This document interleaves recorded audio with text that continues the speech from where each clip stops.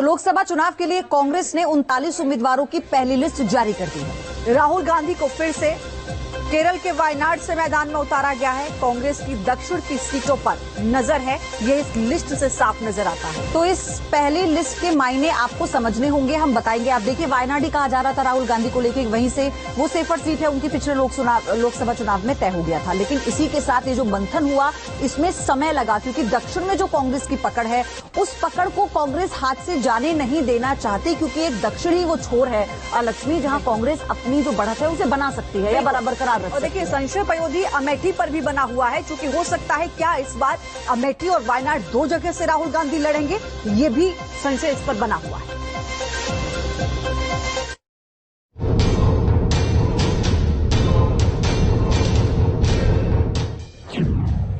कांग्रेस की पहली list 39 seat हो गई फिक्स।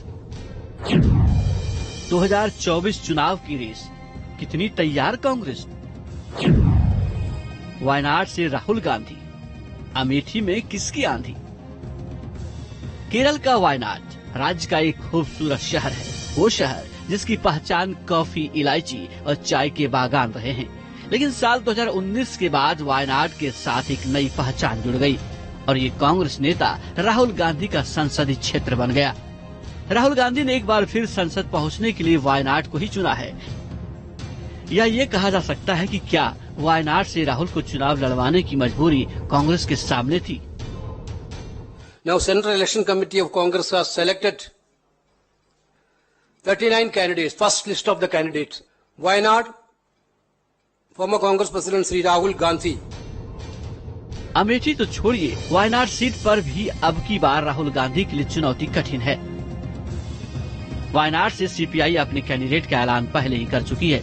सीपीआई नेता डी राजा ने राहुल की उम्मीदवारी पर क्या कहा, सुनिए।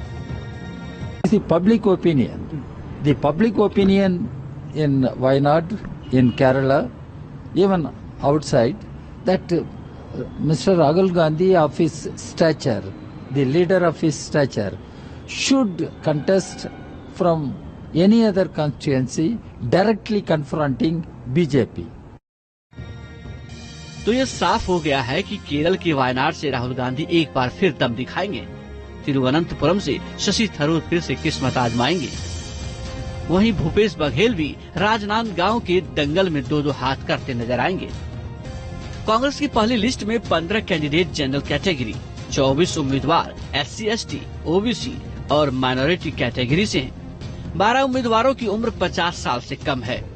पहली लिस्ट में प्रियंका गांधी का भी नाम नहीं है, जिससे उन्हें लेकर भी संशय है कि क्या प्रियंका गांधी चुनाव लड़ेंगी कि नहीं। इसे लेकर कांग्रेस नेता भी साफ साफ कुछ भी कहने को तैयार नहीं है।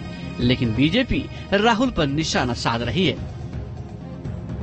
जब उनको पता है कि होनी जमानत ही जब्त है, तो अमेठी में क्यों करवानी है। जहां पीछे मुड़कर नहीं देखे 5 साल, क्या चेहरा लेकर आएंगे। सवाल ये भी है कि अगर राहुल गांधी ने अमेठी से चुनाव नहीं लड़ा तो उनका क्षेत्र का जनता से रिश्ते का क्या होगा। क्या कांग्रेस 80 सीटों वाले सूबे यूपी को ऐसे ही छोड़ देगी।